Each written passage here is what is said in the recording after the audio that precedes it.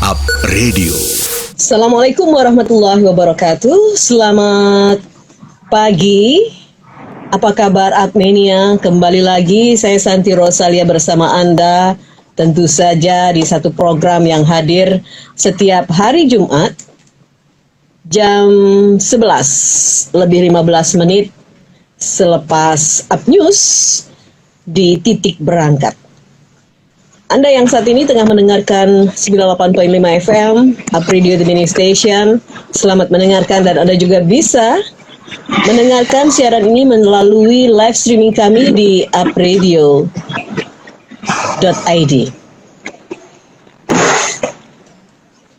Dan Anda bisa bergabung melalui line WhatsApp kami di 0878 33300 400 atau juga bisa melalui Instagram Live di Upradio SMG, karena siaran ini juga bisa Anda simak melalui Instagram Live.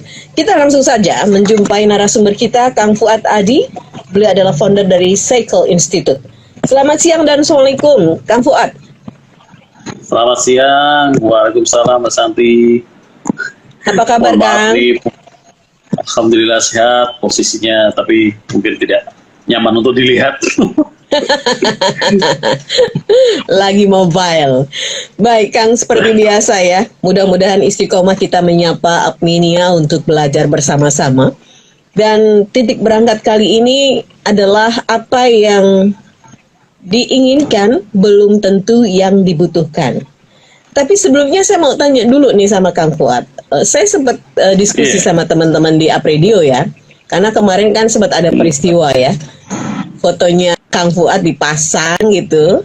Kemudian di nomor yang bukan nomor Kang Fuad gitu ya. Dan kemudian mengakses orang-orang yang ada di kontaknya Kang Fuad. Tetapi saya yang agak sedikit heran, respon sampean itu loh. Biasanya kan orang kalau itu disalahgunakan langsung ngeblas ya, excuse kepada semua kontak yang dia punya untuk waspada karena foto saya dipakai oleh orang yang tidak bertanggung jawab. Yang heran itu sampean gitu loh. Begitu saya capture, saya kasih sampean cuman ketawa. Itu palsu Mbak Yu gitu loh. Lah habis itu saya capture balik, saya kirim ke dia. Saya capture tuh nomor Anda, saya hapus ya nama Anda, saya kirim ke dia, dia langsung menghapus fotonya Anda. Iya, saya loh, sesampai ini ya tak kirimin aja sama dia toh. Loh, ini nih aku bilang gitu, terus langsung dia hapus tuh. Kang, sebelum masuk ke sini, apa sih Kang yang apa ya? Yang ya Kang Fuad begitu gitu loh, hanya menjawab ke orang yang mengklarifikasi saja. Iya, ya, karena itu sebenarnya bukan ada kejadian yang sudah jamak dialami banyak orang, kemudian modus yang itu juga saya percaya orang juga jadi ya ini mungkin ke satu seruntungan, di sisi lain dan juga orang mengenali gitu bagaimana saya kasih sehingga begitu komunikasi itu kok gak lazim ya. Nah, masa menyapanya begitu, ini bukan saya gitu. Orang ada beberapa teman yang mengklarifikasi secara otomatis.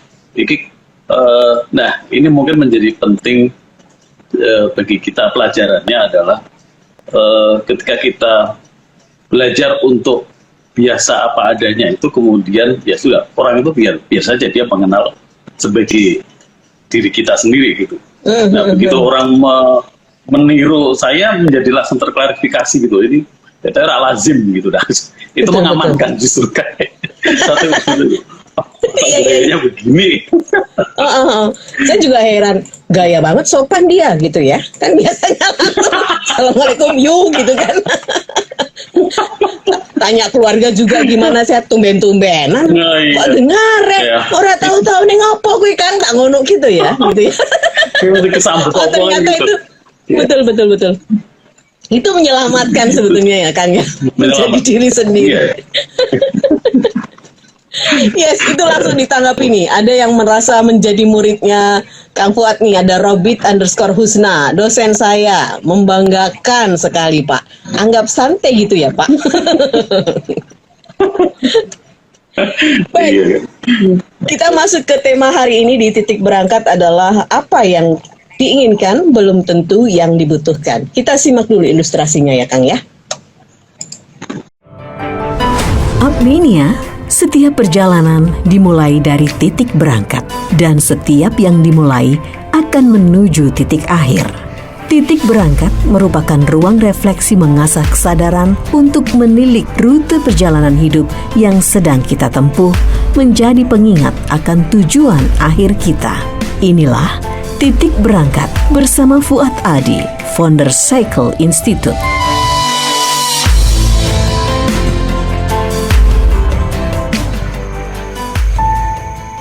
Jajan sebagai salah satu rutinitas keseharian seorang anak adalah sesuatu yang wajar.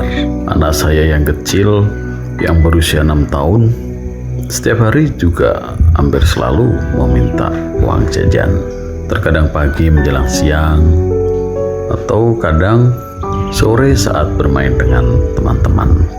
Bahayanya, bersyukur besaran uang jajan yang dia minta masih tergolong wajar saja sebagai ukuran seorang anak. Meskipun masih dalam batasan wajar, tidak setiap kali dia meminta uang jajan saya turuti, walaupun tentu lebih banyak saya turutinya. Tetapi dalam kondisi, dalam situasi tertentu, saya sengaja untuk tidak menurutinya. Tentu bukan karena saya tidak bisa atau tidak mampu.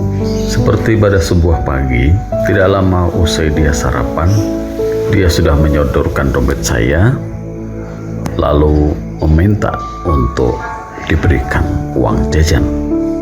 Saat itu saya tidak menurutinya, meski sebenarnya mudah saja, karena kebetulan di dompet saya juga ada uang kecil yang bisa saya berikan sebagai uang jajan dia. Tetapi secara sadar dan sengaja memang saya tidak menurutinya. Alasan yang paling jelas karena dia baru saja selesai makan, sehingga ketika dia jajan dan yang dibeli adalah makanan juga, saya melihat jajan makanan saat itu bukan sebuah kebutuhan. Naluri orang tua, kenapa tidak menurutinya permintaan anak saya saat itu?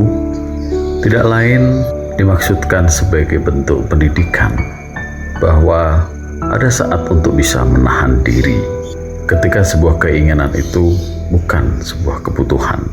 Ketika sesuatu itu dipenuhi, justru itu akan berdampak buruk bagi dia. Saya pun sebagai orang tua senang ketika melihat anak saya menerima keputusan saya untuk tidak memberikan uang jajan saat itu. Dengan muka biasa, lalu dia meninggalkan saya, bermain ke kamarnya. Sesaat dia lepas dari pandangan saya menjadi teringat dengan doa-doa yang saya panjatkan setiap hari. Jika doa-doa itu adalah sebuah permintaan, sebuah pengharapan kepada Tuhan, apa yang saya lakukan kepada anak saya pagi itu menyadarkan saya, jika saya sebagai orang tua yang sangat menyayangi anak saya, ada saat saya pun menunda permintaannya, maka apalagi Tuhan yang Dia Maha Penyayang kepada hamba-hambanya.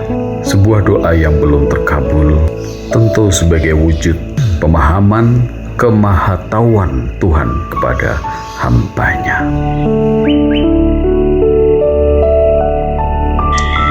Ya, itu tadi. Ini antara need and want ya, Kang ya. Dan bagaimana kita menjadi pribadi yang kayak Arya gitu ya. Tulus aja, sudahlah nggak boleh, ya udah kembali lagi main ke kamar gitu ya. Tidak suudon, tidak kok ayah pelit gitu, enggak ya.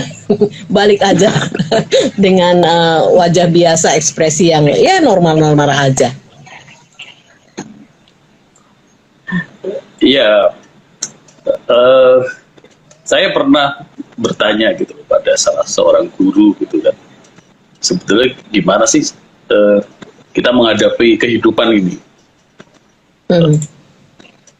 tentu kan ya kita diciptakan itu juga diberi hasrat, diberi kemauan, diberi cita-cita gitu kan. Nah, terus lalu diajari untuk juga bisa melakukan doa dan atau apa hal-hal yang baik yang itu bisa menjadi jalan kehidupan kita gitu. Ya salah satu kuncinya terhadap apa yang ada itu ya rumusnya disuruh ridho gitu loh istilahnya.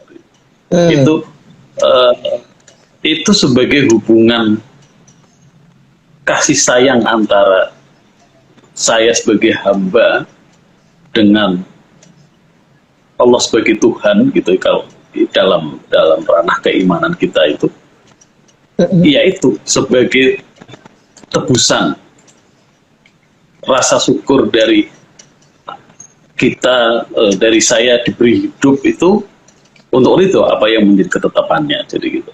Maka boleh kita punya keinginan apapun gitu. Nah, saya kemarin juga berdiskusi dengan salah seorang, ya saya memanggilnya Bapak gitu. Apa yang beliau sampaikan adalah Tuhan itu udah pasti memberikan sesuatu itu yang terbaik. Jadi ya tinggal kita menjalaninya, bagaimana kita berada di dalam rute yang sebenarnya juga sudah diciptakan. Rute kita masing-masing itu juga sebenarnya sudah diciptakan, tinggal kita mau melaluinya, yang itu bisa jadi tidak mudah dalam berkelok, nanjak, turun dan seterusnya. Itu menjadi pilihan kita. Nah, ketika kita rela itu untuk menempuh apa yang sudah disediakan itu menjadi kunci bagaimana kehidupan kita itu justru semakin dirasakan mudah ya gitu, dan diterima menjadi lebih ringan. Terus kita menjadi sadar akan sesungguhnya relasi kita seperti apa, keberadaan kita seperti apa gitu loh. Maka memang ada sesuatu yang menarik ketika kita mengejar sebuah keinginan. Kemungkinannya dua. Keinginan itu kemudian membutuhkan effort yang luar biasa, karena satu sisi kita sudah menentukan sebuah tujuannya kan gitu. Kita ingin ke radio gitu. Nah, target itu sudah terpenuhi. Itu satu sisi kan begitu. Nah, tapi begitu sampai radio, tujuan saya ketemu Mbak Santi, ternyata Mbak Santi nggak ada. Nah, kita bisa sampai tujuan, tetapi apa yang kita mau belum tentu kemudian kita dapatkan. Betul. Tetapi di kejadian lain bisa jadi keinginan itu sampai menjadi sebuah tujuan tercapai, semuanya tercapai, itu akan membuat tentu rasa kepuasan diri, dan itu berpotensi untuk kita berada dalam syukur kita. Nah, tapi bisa jadi kejadiannya, saya ingin ketemu Mbak Santi, saya sudah membayangkan untuk perjalanan dari rumah ke radio itu melewati jalur yang panjang begini, tiba-tiba di tengah jalan bisa jadi dalam perjalanan ternyata Mbak Santi ada keperluan apa yang lebih dekat, sehingga sudah deh Mbak Santi akhirnya justru yang mendekat. Nah, karena kan juga bisa kejadian begitu, sehingga betul. Ada sisi yang itu dari apa yang tadinya kita mau justru itu bisa dimudahkan, itu menjadi sebuah kejutan juga gitu. Nah, jadi yang perlu kita jaga sebetulnya bagi saya adalah bagaimana kita selalu husnudon terhadap apa yang menjadi ketentuan. Husnudon inilah yang menjadi modal untuk bagi saya sendiri tentu menjadi satu kekuatan pilar untuk meneruskan sebuah kehidupan. Karena dalam husnudon ya tentu kalau toh itu harus kecewa itu ya kayak Arya itulah terus masuk kamar lagi happy itu lagi mungkin. Tapi artinya itu sebagai reaksi yang sederhana yang ya sudah itu memang harus kejadian itu, tapi terus begitu menerima happy aja gitu. Ya manusiawi lah ya, kecewa itu ya, tapi ya segitu doang. Baik, Segitu. Kang, ini ada Mbak Herneni _Kristianti, salam Jumat berkah untuk Kang Fuad dan juga Mbak Santi. Terima kasih. Iya. Amin. Nah Kang, saya juga jadi pengen belajar banyak nih bagaimana kita bisa memahami ini adalah sebuah ketentuan dari yang di atas, sehingga tadi ridho itu loh Kang ya. Walaupun apa yang kadang-kadang kita kan punya ya ekspektasi yang begini dan begitulah ya, ternyata pada proses yang sudah kita jalani pada dealnya tidak sesuai. Bagaimana cara menurunkan atau membuat kerelaan bahwa ekspektasi itu ternyata bukan yang terbaik atau belum bisa sekarang yang dicapai, begitu Kang? Gini sih, kalau saya sih tentu kita ini kan juga diberi potensi-potensi gitu. Kita juga dikasih perangkat-perangkat yang sering saya sampaikan juga. Jadi ketika kemudian secara nalar, secara ukuran manusiawi itu sudah kita upayakan, sudah kita juga punya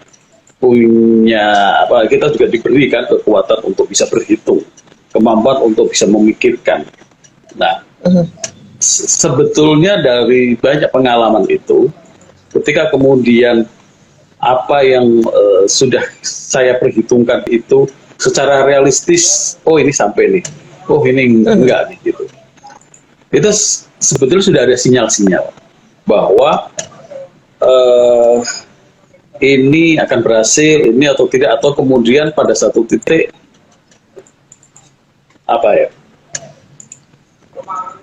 gagal hari ini itu menjadi pilihan, akan dipilihkan lain yang itu ternyata tidak pernah kita duga. Jadi apa yang dulu pernah saya khawatirkan sekian tahun yang lalu, toh ternyata tidak kejadian di hari ini. Nah, itu yang membuat husnudzon itu menjadi bekal bagi saya untuk setiap apa yang ya saya katakan sebagai ketetapannya gitu. Memang dua sisi ini bisa berjalan beriringan dalam satu peristiwa. Satu sisi kita bisa mendapatkan hikmah atau penyesalan, kan itu kejadiannya setelah berlangsung kan gitu. Tapi itu dua sisi. Nah, kita mau mengambil sisi mananya menjadi pilihan kita juga. Apakah kita menyesali terus atau kemudian kita mencari hikmah dari setiap proses pembelajaran yang itu ditetapkan kita hari ini. Mungkin cita-citanya Mbak Santi dulu tidak di radio menjadi presenter TV nasional misalnya, tetapi begitu rute yang dilalui itu, capaian tahun kemarin berada di mana, capaian berikutnya berada di mana, hari ini ya itu yang menjadikan sesuatu buat Mbak Santi. Saya pun ada titik-titik semacam itu juga gitu. Dan kalau dulu saya tidak, atau saya pernah kan bercita-cita saya pernah pengen kuliah di IKJ. Bayangannya kan menjadi, karena zaman SMA itu saya sudah suka teater gitu kan, pelatih. Betul. Mimpinya kan seniman lah ya. Gitu. Nah, kalau saat itu mungkin keturutan, iya, saya tidak seperti hari ini gitu. Tetapi di sisi lain, bahwa bekal saya hari itu juga menjadi modal saya hari ini untuk mengenali bagaimana kalau mungkin di buku saya terakhir itu ternyata itu juga bekal dari dulu saya berlatih teater, kemudian mengenali naskah drama yang akhirnya pun menjadi bekal untuk berimajinasi dalam proses menulis. Satu sisi tidak terwujud, di sisi lain itu juga menjadi bekal gitu. Nah, kalau saya husnuzon ya ini memang jadi nggak usah itu sih. Betul. Ini yang sebetulnya sebagai titik berangkat itu ya Kang. Saya cita-cita dulu jadi dosen sebelum terjun ke dunia radio, tapi ternyata terjerembab ya di broadcaster. dan baru setelah di Apredio jadi dosen. Dosennya jadi ikut anak.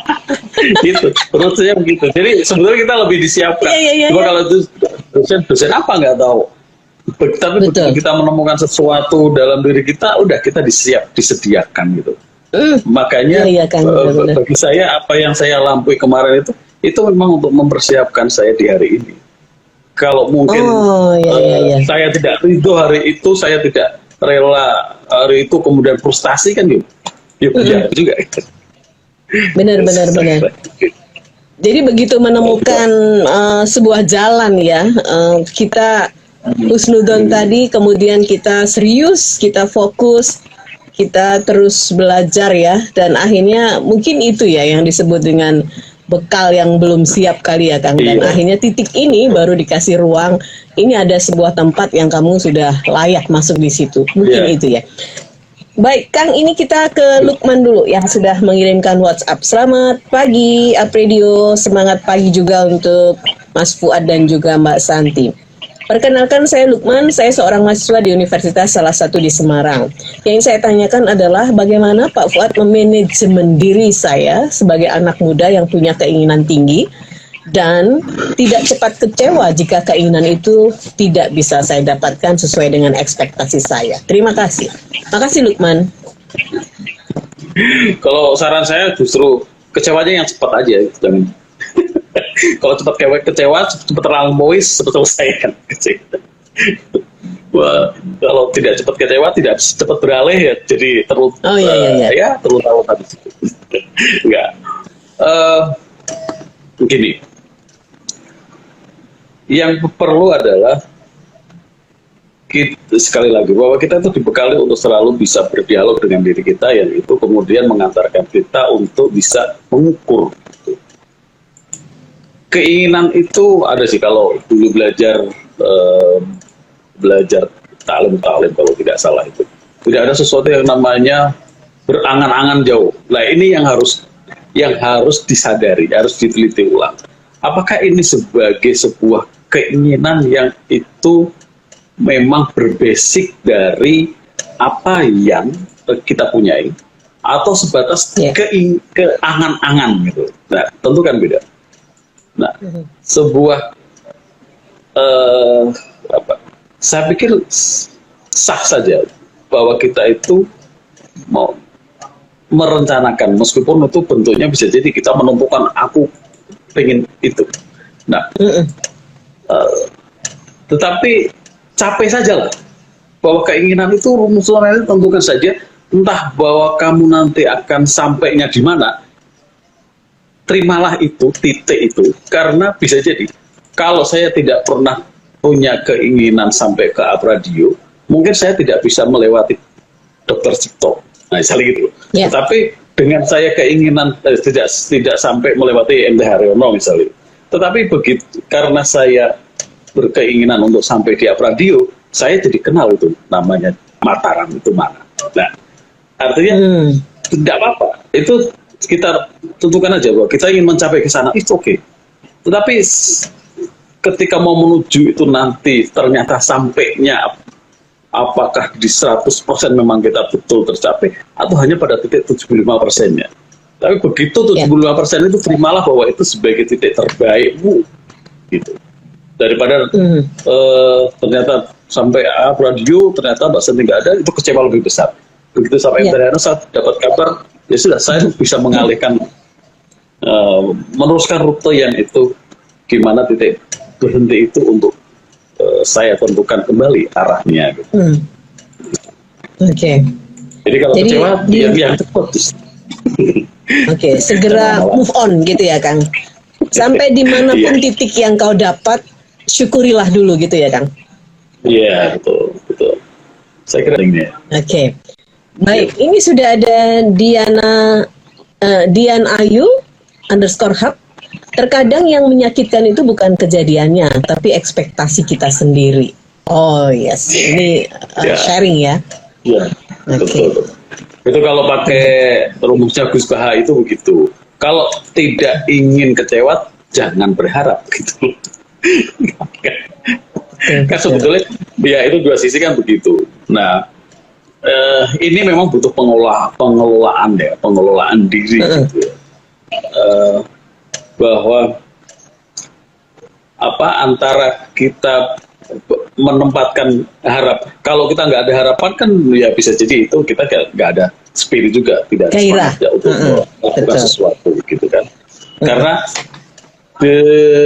di sisi lain ada kan secara alamiah itu juga manusia itu terus untuk naluri untuk bertumbuh, untuk berkembang gitu. Nah, kalau yang dituruti itu sebagai perwujudan bahwa sudah semestinya bahwa saya itu tetap bertumbuh, saya itu tetap berkembang, ya ikutilah sebagai jalur di situnya.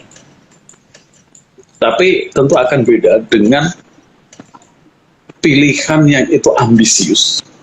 Kemudian orang kan bisa nih, spirit ambisius yang kemudian dengan segala cara akan dia lakukan. Bisa juga kan kejadian semacam itu. Nah, ini ada dua hal. Bisa jadi memang orang itu dibekali dengan sebuah kekuatan yang sampai segitu. Atau kemudian dia lebih menuruti sebuah hasrat diri. Kita kan nggak tahu juga kan, batasnya kadang tipis gitu. Oke. Jadi kecewa itu sebetulnya karena ada asa ya Kang, yang terlalu didamba sehingga itu membuat perasaan kita jadi betul-betul kecewa.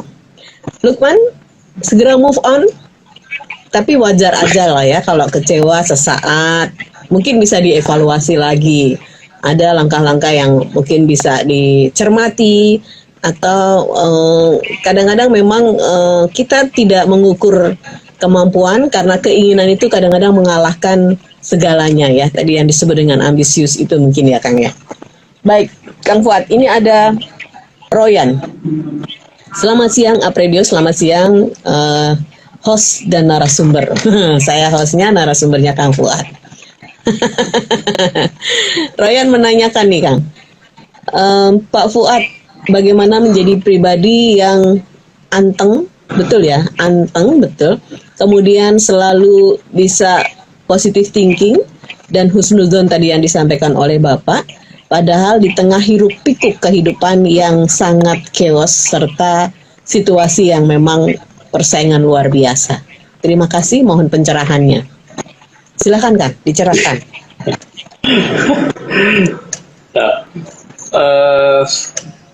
Itu sederhana, ada ilustrasi kalau di pelajaran tasawuf itu begini. Kalau ilustrasinya begini, misalnya Mbak Santi disuruh ke pasar, ya kan? Mbak ke pasar gitu. Yes. Godaannya apa? Pasti akan melihat banyak hal gitu kan. Lihat ini, lihat itu, lihat itu, kita berdistraksi macam-macam gitu kan.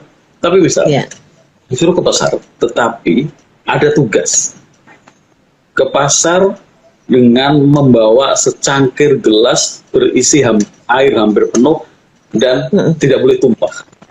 Apa yang akan Mbak lakukan? Menjaga air itu. Menjaga air itu fokus di sini kan. Akhirnya ya sudah, entah dia tidak akan melihat lagi apa yang di sana, tapi fokus di sini. Nah, kira-kira begitulah. Jadi hiruk pikuk di persoal itu, apakah kemudian kalau kita menjadi tidak fokus, kita tidak, ya kalau dia ada tumak ninah gitu kan, nah, pasti akan banyak tergoda di situ. Artinya ya itu tadi, ketika kita menekuni sebuah rute perjalanan itu, memang